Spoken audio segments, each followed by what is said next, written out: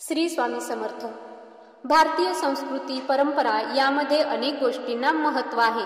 आपली वास्तू ही आपल्यासाठी सर्व काही असते। आपण ज्या घरामध्ये राहतो ते नीटनेटके ठेवण्यासाठी आपण नेहमीच प्रयत्नशील असतो। कोणत्याही घरातील महत्त्वाची जागा म्हणजे स्वयंपाकघर किंवा ज्याला आपण आधुनिक भाषेत किचन असे म्हणतो। दररोज पोटाची खळगी भरण्यापासून ते भांड्याला भांडं लागण्यापर्यंत अनेक गोष्टी स्वयंपाकघरात केल्या जातात। घरातील महिला ज्या ठिकाणी सर्वाधिक वेळ घालवतात ते असते स्वयंपाकघर। जिभेचे चोचले पुरवण्यासाठी स्वयंपाकघरात वेगवेगळे प्रयोग केले जातात। मात्र ज्योतिषशास्त्र आणि वास्तुशास्त्रातही स्वयंपाकघराला महत्त्वाचे मानले गेले आहे। अनेक गोष्टी आपण जुनाट म्हणून त्याकडे लक्ष देत नाही, मात्र पूर्वजांनी योग्य तर्क, शास्त्र आणि नेमक्या आधारावर त्या सांगितलेल्या असतात। त्यामागे निश्चितच काहीतरी कारण असते। काळाच्या ओघामध्ये अशा अनेक गोष्टी मागे पडलेल्या आपण पाहतो। स्वयंपाकघरात वास्तुशास्त्राप्रमाणे योग्य बदल केल्यास वास्तुदोष दूर होऊन आपणास धनलाभाचे योग प्राप्त होऊ शकतात। घरात सुख, शांतता, उत्तम आरोग्य प्राप्त होऊ शकते असे सांगितले जाते। स्वयंपाकघरात आपण करत असलेल्या काही चुकांमुळे वास्तुदोष वाढतो असे मानले जाते। स्वयंपाकघरातील कोणत्या चुका टाळाव्यात, या चुका सुधारल्यास काय फायदा होऊ शकतो हे आज आपण व्हिडिओमध्ये जाणून घेणार आहोत। पण त्या अगोदर तुम्ही माझ्या चॅनलवरती नवीन असाल तर चॅनलला सबस्क्राईब करा आणि व्हिडिओ आवडल्यास व्हिडिओला लाईक करा, जास्तीत जास्त शेअर करा। तर कमेंटमध्ये जय श्री स्वामी समर्थ लिहायला विसरू नका। चला तर पाहूयात कोणत्या आहेत त्या चुका की ज्यामुळे आपल्याला धनहानी होऊ शकते आणि आपले नुकसान होऊ शकते। तर स्वयंपाकघर हे लक्ष्मीचे स्थान मानले जाते। स्वयंपाकघरातील अनेक गोष्टींचे योग्य पालन केल्यास, योग्य स्वच्छता, टापटीपपणा, नीटनेटकेपणा कायम राखल्यास लक्ष्मी मातेची कृपा होऊ शकते। त्यामुळे स्वयंपाकघरातील पावित्र्य, स्वच्छता महत्त्वाचे आहे। अनेक घरांमध्ये देवघर हे स्वयंपाकघरात असते। त्यामुळे स्वयंपाकघरामध्ये बऱ्याच गोष्टी करत असताना देवघराचे पावित्र्य ही राखणे तितकेच महत्त्वाचे आहे। शक्यतो मांसाहार शिजवताना देवघराचे पावित्र्य राखणे महत्त्वाचे ठरते। तसेच वास्तुशास्त्रानुसार स्वयंपाकघरात कधीही चप्पल, बूट घालून जाऊ नये। असे केल्यास आर्थिक नुकसान होऊ शकते। याशिवाय कात्री, सुरी यासारख्या धारदार वस्तू भिंतीवर अडकवून ठेवू नयेत। असे केल्यास प्रगतीचे मार्ग खुंटतात। स्वयंपाकघरात शक्यतो प्रत्येक वस्तूची ठरलेली अशी जागा असावी। प्रत्येक वेळी वस्तूची जागा बदलू नये, त्यामुळे ती सापडण्यास तर आपल्याला अडचण होतेच, पण स्वयंपाकघरातील वस्तूंना ठराविक दिशेला ठेवणे तितकेच महत्त्वाचे आणि आवश्यक ठरते। चला तर जाणून घेऊया स्वयंपाकघरामध्ये काही पदार्थ कसे ठेवावेत। तर स्वयंपाकघरातील सर्वात महत्त्वाच्या पदार्थांमध्ये दूध हे प्रथम क्रमांकावर लागते। दुधाचे फायदे, दुधाचे महत्त्व आपणास वेगळे सांगावयास नको। वास्तुशास्त्रानुसार स्वयंपाकघरात दुधाचे व्यवस्थापन करताना अतिशय काळजी घेणे महत्त्वाचे ठरते।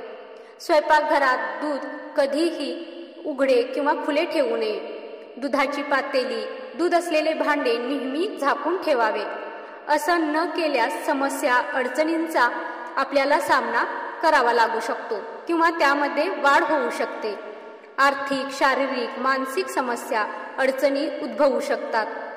तसेच याचे दुसरे व्यावहारिक कारण म्हणजे दूध हे जितके सक्षम, सकस आहे तितकेच ते संवेदनशील सुद्धा आहे। दुधात एखादी गोष्ट पडून आपल्या पोटात गेल्यास आरोग्याच्या तक्रारी उद्भवू शकतात। त्यामुळे दूध हे व्यवस्थित झाकूनच ठेवावे। वास्तुशास्त्रानुसार स्वयंपाकघरात बसून भोजन केल्यास अनेक प्रकारच्या ग्रहदोषांपासून आपल्याला मुक्तता मिळते। मात्र स्वयंपाकघरात भोजन करताना योग्य दिशांचे विशेष भान ठेवले पाहिजे असे सांगितले जाते। स्वयंपाकघरात बसून जेवताना पश्चिम आणि दक्षिण दिशेला तोंड करू नये। तसेच स्वयंपाकघराच्या केंद्रभागी बसून जेवू नये असे म्हटले जाते। असे केल्यास त्याचे अनुकूल किंवा वाईट परिणाम आपल्याला पाहायला मिळतात। याशिवाय आपल्या स्वयंपाकघरातील शेगडी, गॅस बाहेरील व्यक्तीला दिसू नये अशा पद्धतीने ठेवावी असे वास्तुशास्त्रात सांगितले आहे। तर घरातील शेगडी सिंक कोणत्या दिशेला हवी? स्वयंपाकघरात खाद्यपदार्थ तयार करताना गृहिणीचा चेहरा कोणत्या दिशेला असावा यावर वास्तुशास्त्रात भर देण्यात आला आहे।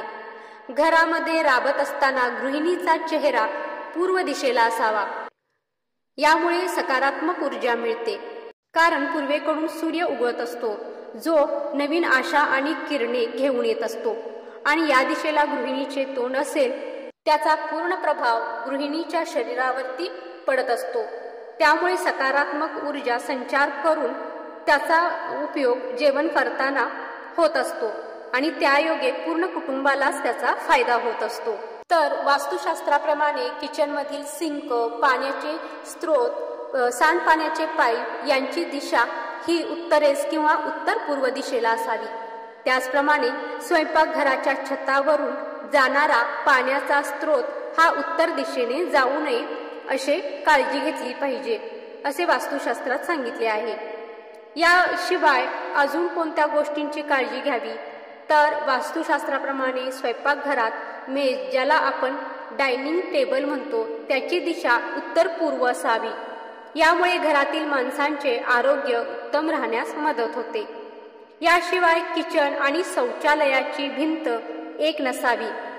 तसेच दुमजली घरांमध्ये किचनच्या वर शौचालय नसावे। तसेच घरात मुख्य प्रवेशद्वारासमोर किचनची खोली नसावी। वास्तुशास्त्राप्रमाणे किचनची खिडकी ही उत्तर किंवा उत्तर पूर्व दिशेला असायला हवी। स्वयंपाकघरातील खिडकी बहुतांश वेळ उघडीच असावी। जर तुम्ही स्वयंपाकघरात पुढील नियम पाळले तर तुमची धनहानी तर होणार नाहीच, पण आरोग्यही उत्तम राहील। चला तर पाहूयात पुढचे नियम। 1. स्वयंपाकघरात स्वयंपाक बनवताना घरातील स्त्रीने नेहमी हसतमुख राहून स्वयंपाक बनवावा।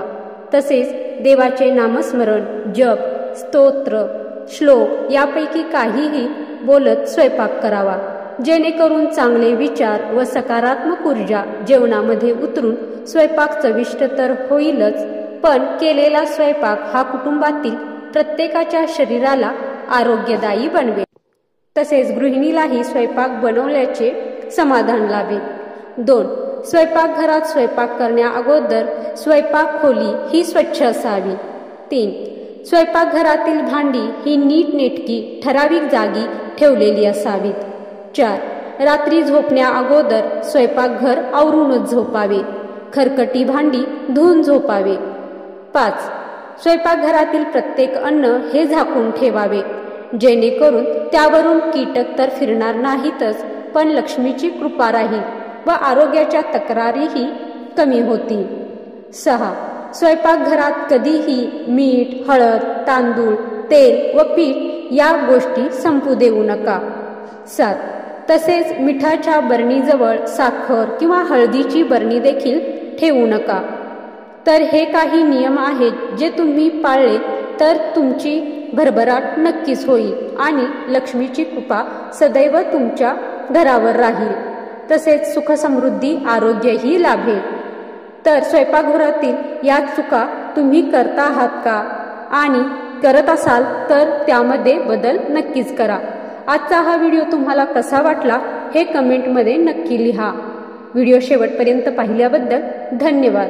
जय श्री स्वामी समर्थ।